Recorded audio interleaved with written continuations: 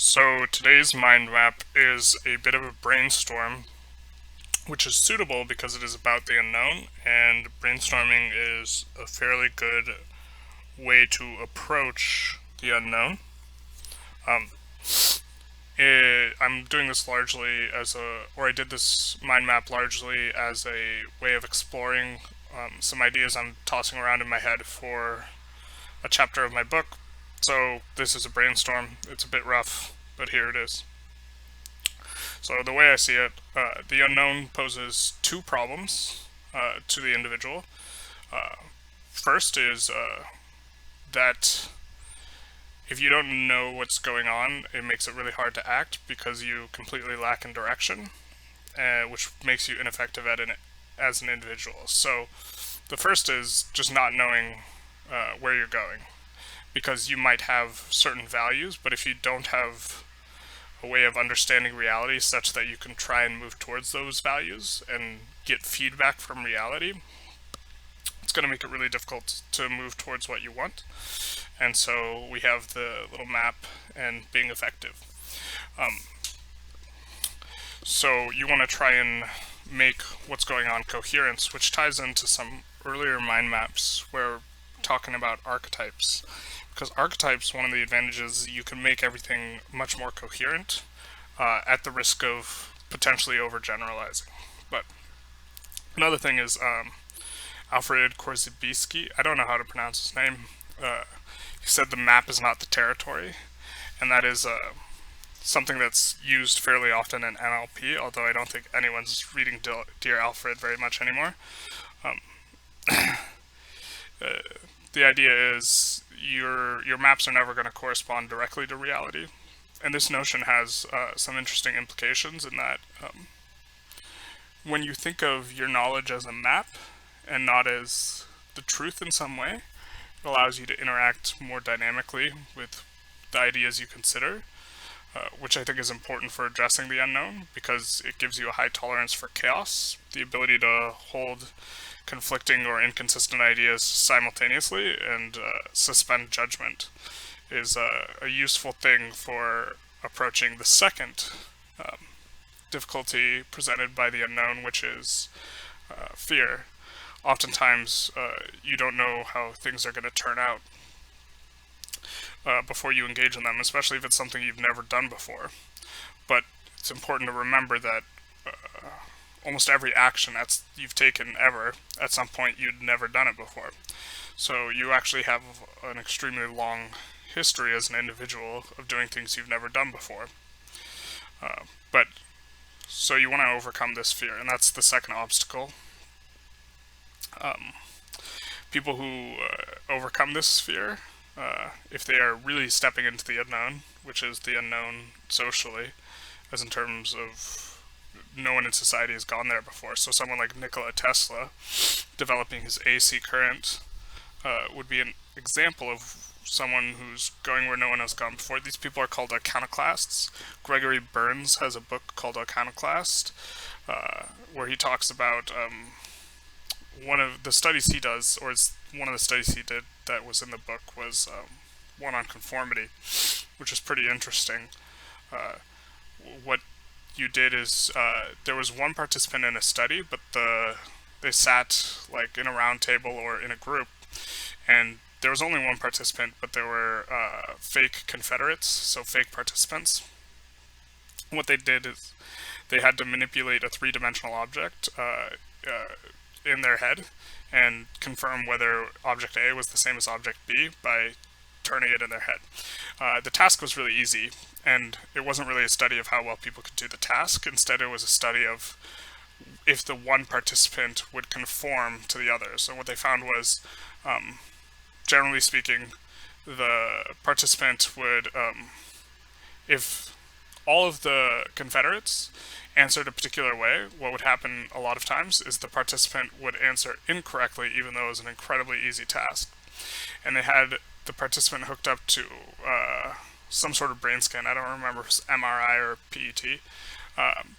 But what they found was that the individual experienced no cognitive dissonance, which is telling because what that implies is that the desire to conform change the individual's very perception itself. Because if you're going along with the group with something you know is not true, you'll experience cognitive dissonance.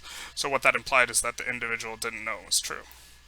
I found that study fascinating.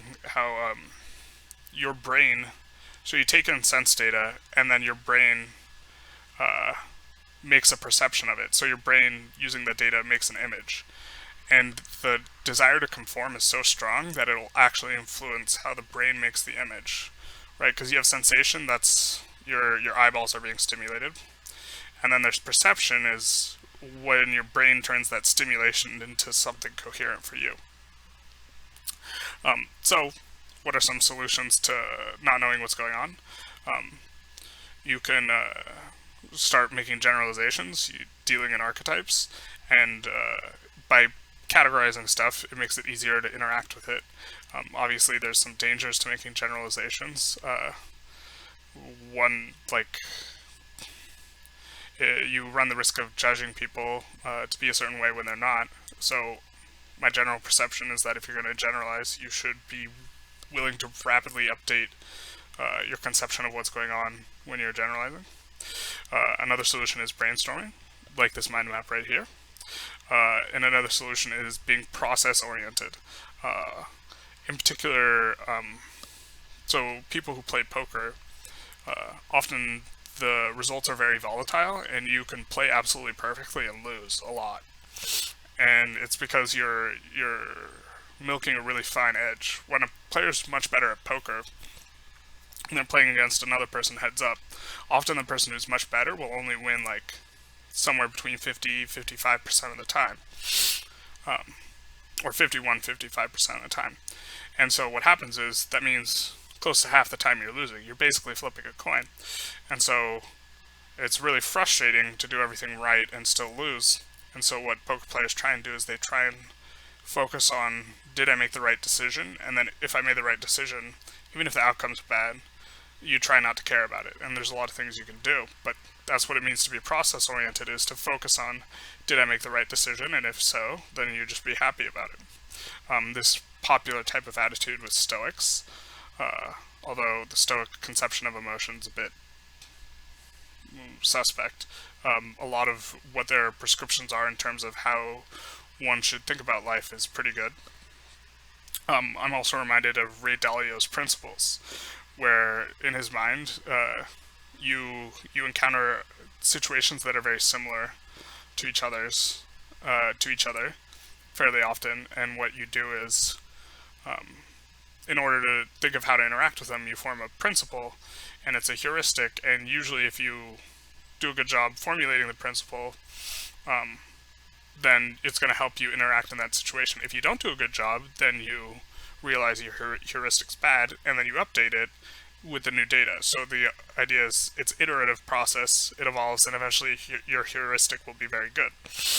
That would be an example of being focused on the process, rather than just being like, oh shit, that didn't go too well. And then the last branch that I hadn't talked about at all is eureka moments, which I don't think there's that substantive, but I was just thinking of Archimedes, the story of Archimedes, how when he discovers how to determine how much gold is in the crown, and if it's just lead with gold around it without melting down the crown, for his master in probably Syracuse. I think to my knowledge, that's the only place Archimedes served, but he jumps out of the bathtub when he discovers that he can figure it out with displacement. There are some physical conditions, also the person who discovered the double helix. The story is that they had a eureka moment while they were driving down the highway. It was just like, oh, and like they're spending all this time trying to figure out DNA, and then the time they figure it out is when they're not in the lab. Some physical conditions that are necessary is being in a low stress environment. I think I read this in something about primal brains and what was it? Hormones. That being in a low stress environment is important for having the aha moments, also getting good sleep, or being in a flow state. So the question is not it's not always, if you can make sense of things, when presented with the unknown, if you can make sense of things, do. If you can't, try and focus on the things you can make sense of. So oftentimes, when we're making decisions in life, the unfortunate truth is we don't know what the outcome is going to be. And so we have to either try and, weigh it, where it's like, try and figure out how often it's going to turn out well, how often it's going to turn out bad, and how good the good is and how bad the bad is.